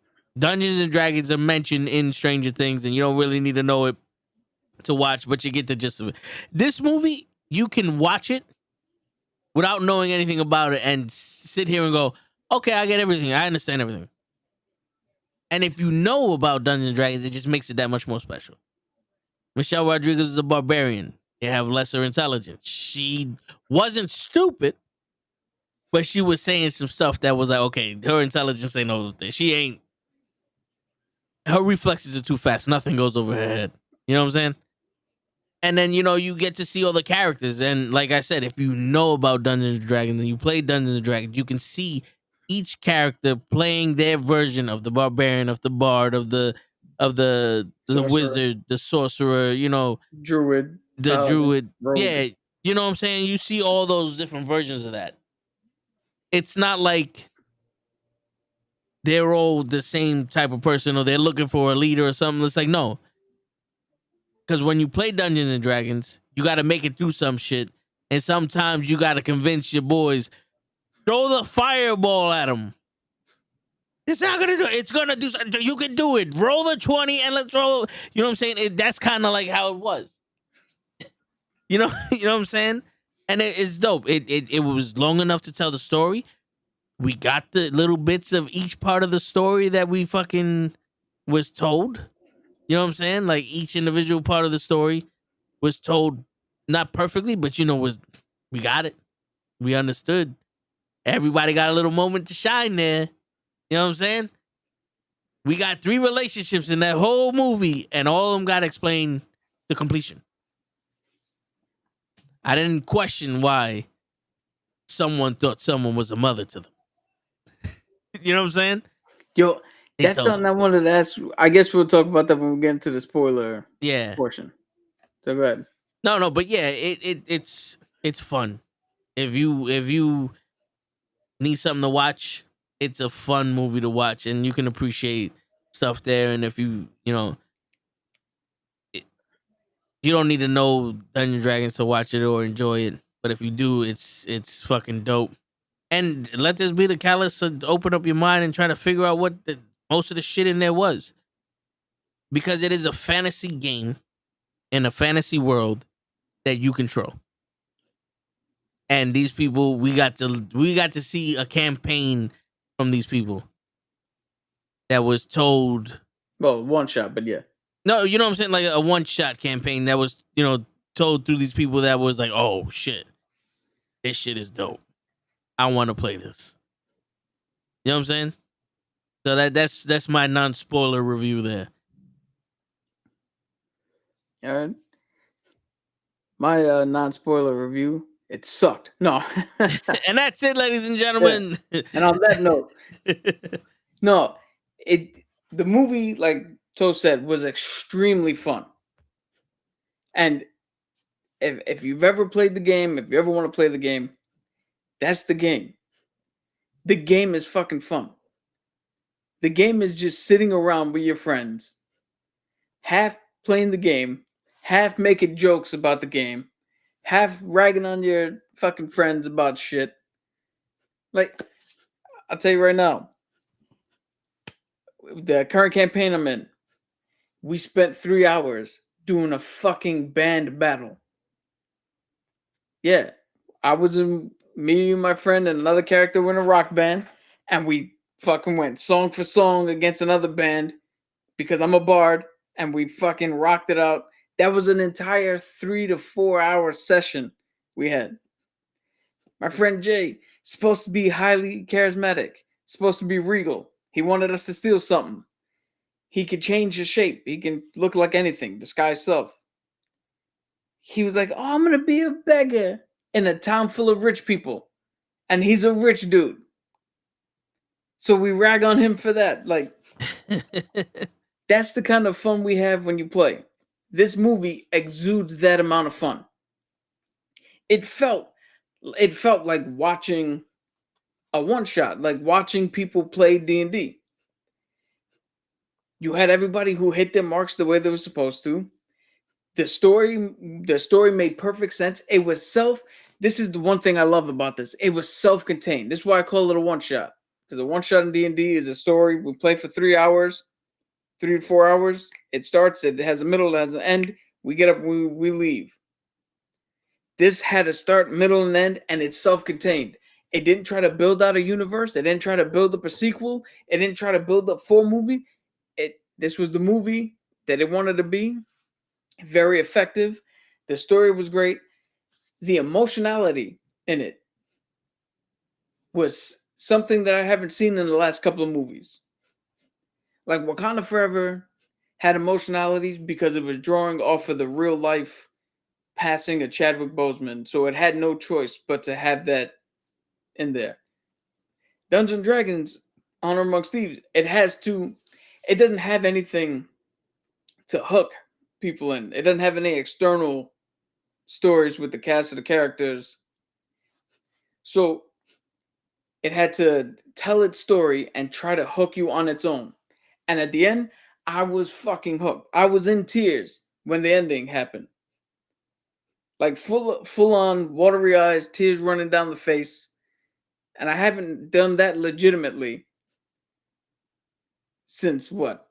Fucking Spider-Man No Way Home? Yeah. Yeah, when Garfield grabbed MJ. Yeah. But again, that was an external thing that was brought over. That wasn't something that naturally, organically was formed through the course of the fucking movie. So that was dope. If you love D&D, the locations, the spell usage, the way they did certain things, you could tell at certain moments when players, like when somebody rolled a nat 20 or when somebody rolled high or when somebody rolled low, or it had that feel to it. The final battle scene, which we'll get more into, but it felt like, oh, we rolled initiative and all these people get to go, and then the bad guy goes, and then the initiative round goes again, and then they go. It had that feel to it. It was funny as hell. Yeah. Like legit, I didn't expect it to be legit funny. I was laughing almost throughout the entire thing. That's how fucking funny it was. And another thing I gotta give, my fucking props to the costume department. The first time we pull in and we see a Dragonborn, I verbally was like, "Ooh, look at that!" I'm in the theater, like, damn, the Dragonborn looks good. The fucking I can never pronounce the name, but the bird fucking person, Jonathan, looked good. The fucking cats, the tabaxis, look good. A little weird because of the way they proportioned it out, but still, it was practical. It wasn't like a CGI heavy fucking thing. And the one thing that was CGI heavy, when they fought the pudgy dragon that you see in the trailer, that fight was fucking funny. That fight was harrowing. That fight was like, oh shit, how the fuck are they gonna do this? Yeah. Yeah. So all that was good. The art direction was good. Everything looked the way you would hope that it looked. It didn't take itself so seriously that it was like, we're trying to replace the Lord of the Rings. But it took itself seriously enough that the movie worked. And the movie did exactly what the fuck what D&D does. Take a fucking handful of shitheads and put them in a spot where, oh, we're the only ones who can stop this. I guess it's got to be us. Yeah. And Because the one thing about D&D that everybody glosses over is you live in a fucking fully functioning world. Bad shit's happening. Why isn't the kingdom sending people to deal with this? Why isn't it people who are trained their whole lives for this? No, it's the shitheads that just showed up at a bar one day and fucking stumbled into this shit. the They're the ones who got to go save the world. Yeah. That's exactly what it felt like. The writing was good. The acting was good. There wasn't anybody there was nobody who did a bad job. I honestly, like Toe said, it wasn't a perfect movie. I can't think of anything that I would have changed or I would have done differently or I would have liked to see. This is one of those movies. There's very few movies that I go see that I come out of the theater and go, I wouldn't have changed anything, or I flat out go, I can't think of anything better to do. And this is one of those movies where I walked out and was like, I wouldn't have changed anything. I can't pitch you a better version of what we saw, because what we saw was what I needed to see going in, what I was hoping to see going in. And I do recommend everybody go see it. It's a fucking, you want to just fun time, bring your kids. I mean, there's nothing a little bit maybe for really young kids that would have been scary, but like, I don't know, like 10 and up, just fucking bring your kids. Fucking bring them. Yeah, this is the fantasy movie for people who are like, oh, Game of Thrones and Lord of the Rings are too far up their own ass. Yeah. So then go see this one. But and also like the characters felt like they were being played by people. Yeah. You know, like this didn't look like, all right, we got a barbarian, we got this, and play a barbarian. No, it's like play a barbarian you would play in DnD. Well, Like the bard, the main character. He's telling his story, and he's like, "When is really coming?" Like he interrupts the story. Like, when is he? Is he gonna be here anytime soon? Because we need. well, I really need him to come in here. Like, you want to like, get into spoilers now? yeah. All Okay, right. let's get into the shit because, in all honesty, it's like, yo, we need him to come. He's not here. Where is it? Where is this guy? You sure he's coming? Is this? I'll get deeper into, but to that thing, that is what I think that's the first real joke in the Yeah. film, because when it first starts, it's a prisoner transfer.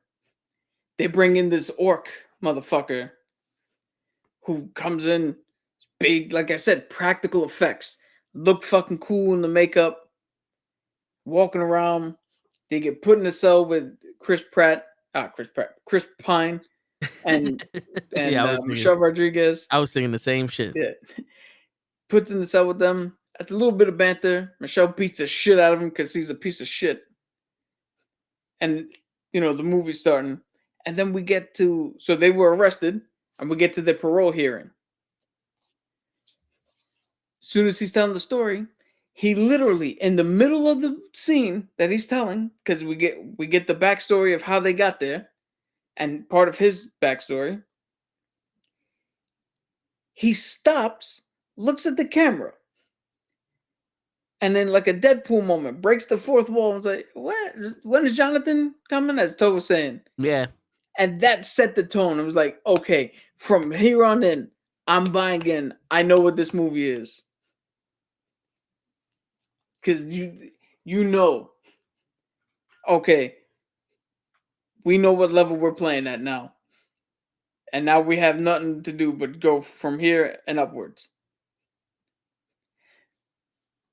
So you want me to just go through the whole thing real quick? Yeah, And yeah, then we can good. talk? Yeah. So they're looking for Jonathan because you think that he's gonna be, because he keeps saying, yo, he's gonna be receptive to the story. He's gonna like this part of the story. I really wish he was here. So you think he's gonna be the one who's gonna give him the pardon. No. They tell the whole story. He shows up at the end. And now this is where you put subversion for our old Star Wars talk that we did before. This is where you put subversion. They grab him because he's a bird. And I got to look up the name of that race because it's killing me. It's not a race that gets played too much because it's kind of hard to A Kenku? No, Kenkus are much smaller. And I would have fucking known what a Kenku is.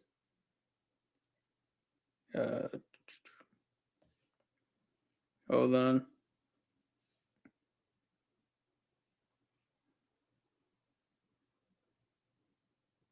It starts with a fucking A. Araka. There you go. Oh, Yeah. I was. A Kokora. There you go. He's in a Kokora. So they grab him and fucking literally jump through the window and tell him to fly. And the second joke that starts it off, as they do that, you hear the fucking dude who's on the council. We were going to approve your pardon. Yeah. They were going to get approved anyway. Yeah. And they broke out. So they do that. We get the whole backstory of what happened, in which Chris Pine was part of an order of knights, and he was tasked on bringing in red wizards. Red wizards in D&D are the worst fucking group you can come across. And if they kill you, you're dead. Like, you can't be brought back. Except for very high level, powerful magic items can bring you back. So he's trying to stop him. He gets stuck in a time stop. So time stop is a spell that literally does what it says. It stops time.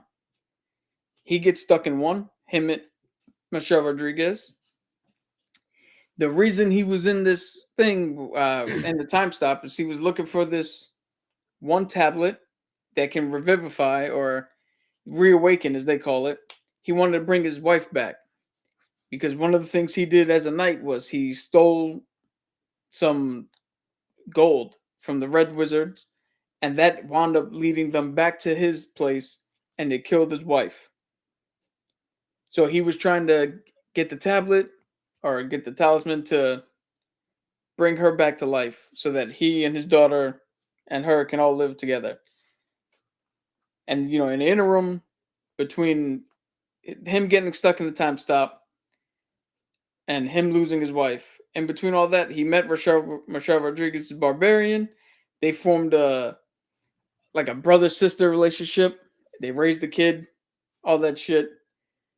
So now they're out of prison. He's just gonna go get his daughter back. And I'm not gonna give you the entire movie because I want you to go see it. But ipso facto, when he goes to get his daughter back, bigger things are now afoot, and they get wrapped up into something bigger, and they gotta stop the evil of the day. But they had monsters in it. They had the gelatinous cube, which is it does exactly what the fuck it does. They used it in a smart way, something I've never seen anybody do. Because the gelatinous cube, the thing is, you get stuck in it, and you can't get out from the inside. So it dissolves you slowly over time. But people from the outside can pull you out. So they use it cleverly to get out, to escape a situation, which they got a fucking displacer beast, which if you've seen the posters, the big panther thing, that thing from its tail, it can show you an image or a copy of itself that's in one area and make you think it's there while it's coming up from a different area and attacking you. Displacer. It displaces its view. That shit was fucking cool. The graphics on that were great. They had everybody. So Chris Pine plays what I believe is a College of Lore bard, with his ability to tell stories and weave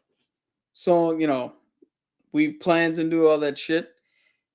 He definitely used bardic inspiration when he was talking to the sorcerer, trying to get him to man up and actually attune to this item that they had to go get.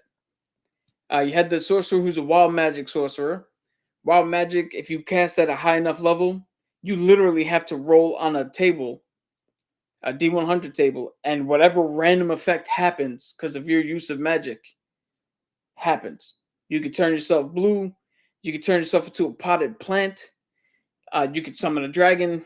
You could lightning bolt the shit out of your team. Like, a whole variant of thing happened because with sorcerers, you get wild magic or you get draconic, where you're a dragon blood somewhere in you and you're a little more attuned to a specific type of magic. You had the barbarian, who's just standard barbarian. I think she took if she was making a character, she must have took tavern fighter because she can use improvised weapons. You had the wild shape druid who can turn into anything or any animal. Oh, what she did as the fucking owl bear at the end, I'll let Toe fucking describe it. That shit was fucking awesome. You had the paladin, motherfucker who just comes in righteousness. He must have been an oath of righteousness paladin because it seemed like he was atoning for something that he did before. Let's see. Hugh Grant was the rogue. Then you had the red wizard who was the bad guy, and I think that's everybody. who was in there. Any spoiler talk you want to bring up, Vin? Anything you want to get into?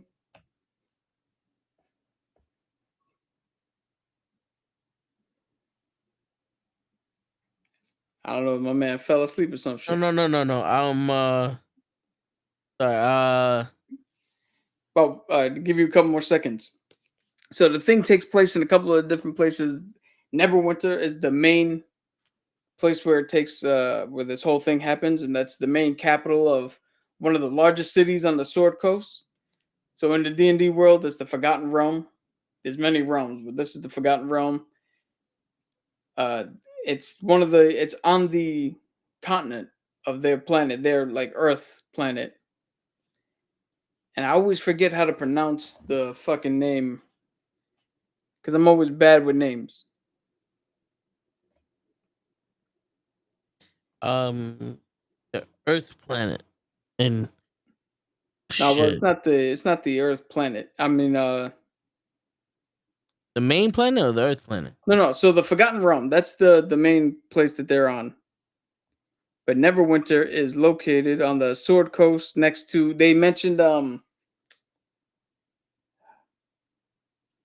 See, now I'm blanking on all these names because realistically, I'm a homebrew D&D player. So all the settings we use, all the characters we use, all the lore we use is shit that we make up. But there's actual legitimate places that you can use. Let's see here, because I had it written down. Formir. No. Frostfell? No, those are other places. Let's see.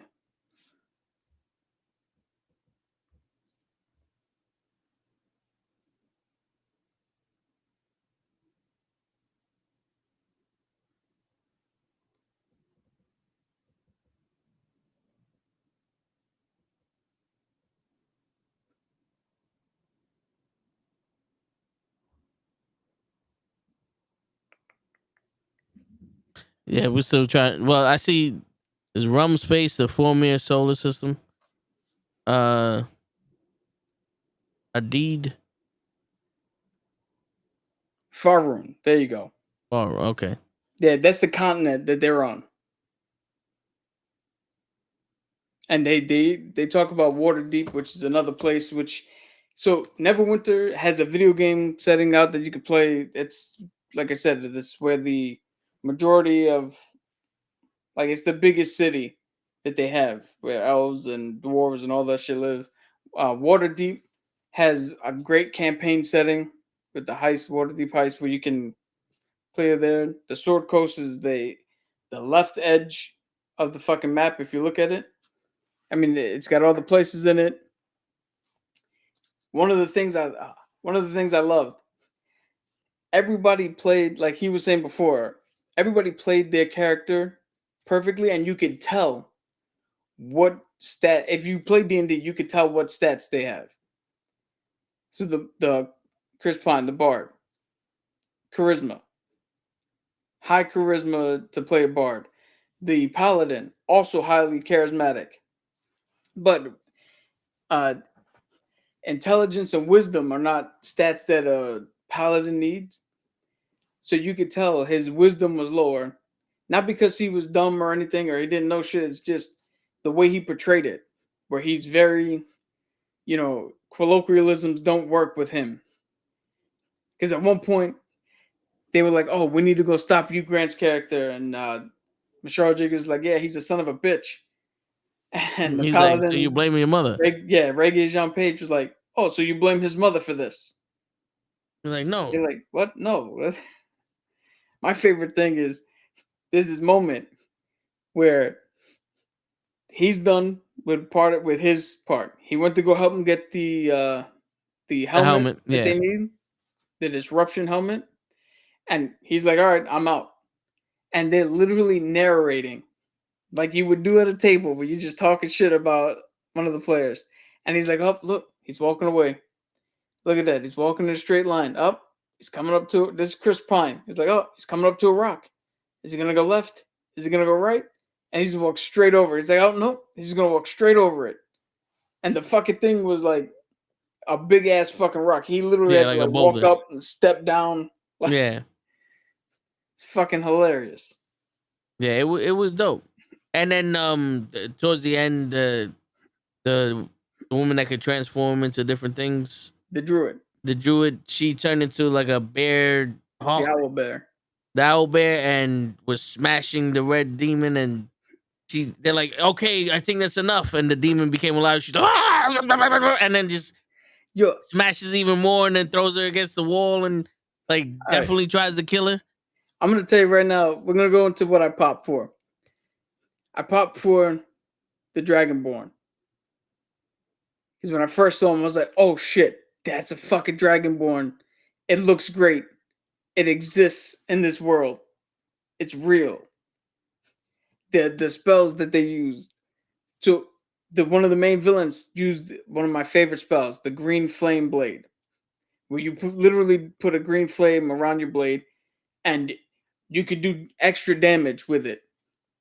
But if two people are attacking you and they're close enough, the flame, after it hits the first guy that you're fighting, can jump to the second guy and already hit him before you even get to him.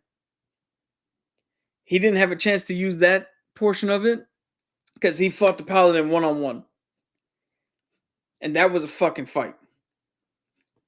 That you could see that, okay, the paladin and him was matched up pretty well.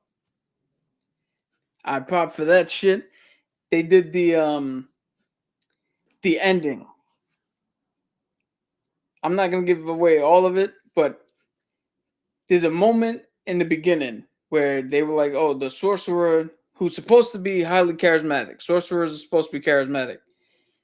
He's not a good sorcerer because he doesn't have that skill built up. He's doubting himself. He's doing all this shit. So he finally gets the confidence up. They're fighting the Red Witch, and she's hitting the time stop again. And they're like, yo, you gotta counter it. And he's like, I can't. She's too strong. And she freezes all of them. She's about to walk up and hit Chris Pine with the Finger of Death. Finger of Death is a fucking powerful spell. He would have been gone. Right as he's about to do it, he turns around and starts moving. And I was like, wait a minute. I was like, how the fuck did he get out of that? And you see the sorcerer comes out and goes, oh, I countered it. I must have gotten better. And I was like, yeah. Yeah. Because if you ever play Counterspell fucking rules, and if you ever have a chance to have a character who takes Counterspell, you fucking take Counterspell. Always. And to have him counter it, it's one of the things I love about DnD. Because that's a fucking nat 20 moment. That's a shit. Well, Counterspell, you don't have to roll for it if you cast it at a higher level than. So the way Counterspell works, if you cast a spell at 3rd level, and I cast Counterspell at 3rd or higher, I counter you automatically. Yeah. But if you cast a spell at 4th level, and I can only Counterspell at 3rd, then I got to roll for it. And if I roll high enough, then I get it. That was definitely a moment where, because he's not as high level as the Red Wizard, I guarantee you he had to roll, and that motherfucker hit a nat 20 on it. Yeah, the way that they did that, yeah. And it was similar to the whole, to like the ending of Guardians of the Galaxy. Because Chris Pine comes out and is like, oh, this is all the fucking distraction, so we can do this. And the little girl who was invisible put on the fucking magic nullifier cuff. Yeah. And that's when the owl bear came out and did the whole fucking the Hulk, like, go to sleep, go to sleep, go to sleep. She started off with the Hulk Loki fucking just ragdolling her. And then just went, go to sleep, go to sleep, go to sleep. And just fucking fucked her up. Greatest part of the fucking movie.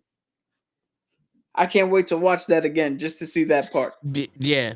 That part was dope because you could see in the bear hawk or the bear owl's face, like it was legitimate to get like, what the fuck is that? You know? You So- know, To give a little more context of why Counterspell is great, the show that I keep talking about, Critical Role, is yeah, a moment I've told 100 times. The first campaign, which, by the way, if you want to watch an animated version of some of it, Legends of Vox Machina, it's on Amazon Prime. Highly, suggested. must watch. Yeah, very good. Even if you don't know anything about it, go watch the D&D movie. Go watch Legends of Vox Machina. 2 fucking great sources of just high fantasy fucking entertainment. Anyway, they're fighting Vecna, the bad guy from Stranger Things. Which is he's a D&D bad guy, but he's in that show. They're fighting him. And their bard turns around and was like, okay, I'm going to move up here, and there's nothing I can do. I can't do nothing. And everybody's like, dude, you can't do nothing? What the fuck? So everybody else takes a turn. Bad guy comes up. Vecna comes up. He's about to do something. And then the bard just looks and goes, counterspell, 9th level, higher than what that dude was going to do. He looks at the DM and goes, that's why the fuck I got closer.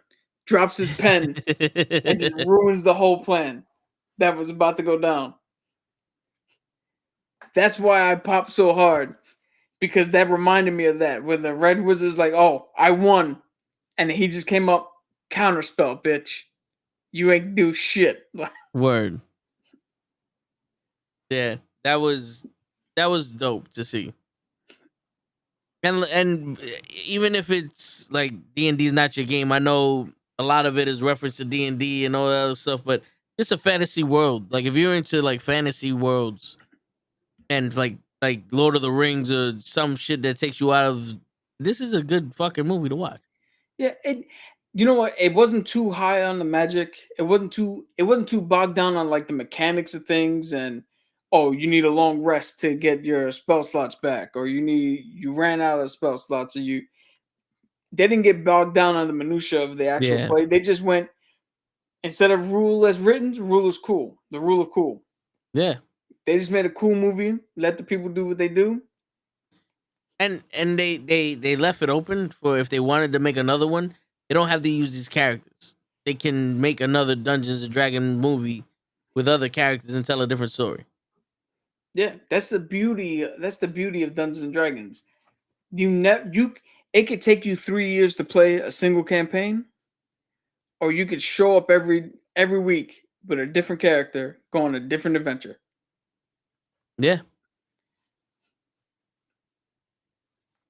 And that was, that's everything you wanted to talk about the Dungeons and Dragons, or you wanted to? Well, shit. I mean, there's what do you call it? That one scene where you see it a little bit in the trailer where Chris Pine playing his lute, doing the shit. Oh yeah, that was funny too. And you're like, you see them in the background. You're like, okay, he's distracting them so that they can get away. And then the fucking sorcerer stumbles against his foot caught and is not concentrating on the spell, which I think it's got to be major illusion, because that's the only thing you could do that you could project something that has sound and shit. And you see Chris Pine's face droop, and he starts doing some weird shit, and you're like, the guards are like, what the fuck? This is an illusion. They turn around and now they gotta run. Yeah. It was dope. Yeah, it was little things like that where, so if you guys are watching it, if Toad's watching it, Show's watching it, you guys who don't play, you see it and it's just a funny scene and it works. And you're like, okay, this dude's not good at magic. So it didn't work out the way he thought. Where for somebody who does play magic, you can look at it and go, okay, he tried something and the DM made him roll for it. And he rolled well at the beginning. Like he projected it, but then when he had to roll his deception check, he rolled a nat 1 and failed his deception check. And that's why the guards fucking saw through it. It's like, oh no, this is fake. Gotta turn around and run. It's little moments like that. Like Michelle Rodriguez gets a fucking... This dude has an axe that's made by... I forget who the fuck is made by, but it's like a... It's not a legendary item or anything that's in the game, but it's made by somebody who makes legendary items. So she beat the dude's ass and took his axe. Later on, she's in the foundry. It falls in the fucking molten lava that they have to forge shit. Comes out, and now it's a homebrew fucking axe that looks dope. It's got fucking spikes at the end. Shit like that. Yeah, it went into the magma. Yeah. Yeah. Shit like that happen. You can definitely tell. Little minutia shit. You could tell. Where if you played the game, you'd pick up very quick. Everybody had a fucking backstory. And everybody had a Yeah. backstory that is true to life. Some players come in and give you 400-page backstories. Which they, what do you call it? Chris Pine had. He was the main character, technically. The leader. He had a long backstory. The Paladin had a shorter backstory, but he was righteous. The Sorcerer, barely any backstory. All we know is he's a sorcerer from a bloodline. Like his great-grandfather was somebody good. Like nothing there too much. The Druid had a backstory. Again, but nice and short. The Barbarian kicked out of her tribe because she fell in love with somebody. Then that dude left her. That's it. That's all you need, because in D&D, that's all you need. You just need something to inform how you play your character, and then your real story is from when the adventure starts to when the adventure ends. Yeah. That was pretty fucking cool. I'm trying to go after shit that's not like, because I don't want to give frame by frame, because then you don't need to go see it. Yeah. You And know trust what I mean? me. Yeah, and trust me, the movie's a lot more and captivating than the way we could put it in the words. It's Yeah, I'm too hyped yeah. to accurately represent this film. Yeah, and after watching the other movies that we've seen, like excluding Wakanda Forever, but you know, Ant-Man, Quantum Realm, the Multiverse of Madness, the not Shang-Chi, but you know, the She-Hulks, all these other movies and shows that we've seen that disappoint us. This is a good movie to not disappoint you. Yeah, like the first John Wick. Yeah. You walk in and you're like, I don't know what this is about, but you watch and you come out, go, that shit was fucking awesome. Yeah. That shit was cool. This is exactly how you should approach this movie. Yeah. But yeah, I mean the commercials don't give it all away. That's the best part about it. Hugh Grant was fucking hilarious in it. Yes. He was such a fucking dick. I like that. I actually like the humor in this. It was very adultish. Because they know who's playing this game. You know? Yeah. But yeah, I mean that's pretty much it. And I gotta say, they set up the end fucking perfectly. Like they do something close to the end, but not there, where they kind of give away the ending. Yeah. But then you get to the end, and that's where I had the full on fucking tears. It's because once I saw that specific scene, and when you see the movie, you'll know what I'm talking about. That scene was the setup, and when they get to the payoff, that's the thing with good writing, man. When it gets to the payoff, it fucking works on every level. And you can literally be like, all right, this is, so to put in the perfect context, when you get that one scene and the payoff in Dungeons and Dragons, you go, I know exactly why he made this decision. I know I would have made the same one. It makes perfect sense for all the characters involved. It makes sense for the viewer watching it, and you walk away, like I said, tears in my eye, feeling like, yes, this is how it should have went.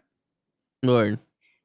Versus Wanda and Multiverse of Madness, where they wrote her differently, and now you're like, but wait a minute, I thought she already fucking went through this shit. What the fuck she's doing now? None of this makes sense. It doesn't. We're regressing Was here. it cool to see? Was it cool to see her turn into Freddy Krueger and chase motherfuckers down covered in blood? Yeah, but that's only because that visual is cool. But it didn't make sense for the story and her arc. But with Especially good writing, that early into the movie. With good writing, everything made sense here. Yeah, it did.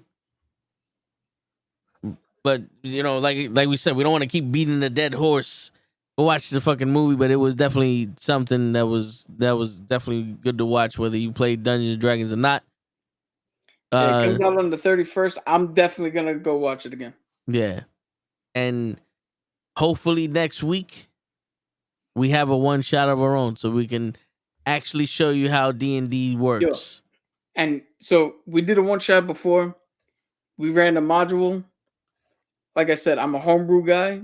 I don't really do modules. So if you watch it or if you go back and watch it, it is what it is. You may like it, you may not like it.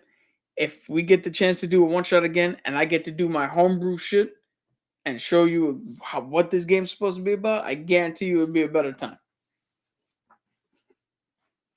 I didn't even know it was a good time for us. Me and Show did it. Yeah. From my perspective, it could have been better. I could have done better. But if I get to do my own shit where I don't have to follow a book, because that's the greatest thing about this is they give you the rules and you go make your own. You go tell the story you want to tell. True, yeah. So we're gonna do a rating because I know we used to rate movies around here once upon a time. All right, what I give it, like I said, it was a good movie. I'll give this movie like an 8 out of 10. I'm giving this movie a 9 out of 10. Okay. There was a lot like again, for being a player, there's a lot of shit in there that got me. Story was great, characters were great. And I can't think of one. I literally, as I'm sitting here, I can't think of a negative. Yeah. So 9 out of 10 for me. There you go. And I guess that's it. We cut this one short tonight. Short and sweet. We got through a lot of stuff. And we'll be back next week, hopefully with the crew. We actually went through some news. Yeah, this is true. Yeah. And we went off on our tangent, but we kept it alive. But, on that note, ladies and gentlemen, it's your friendly neighborhood knucklehead signing out.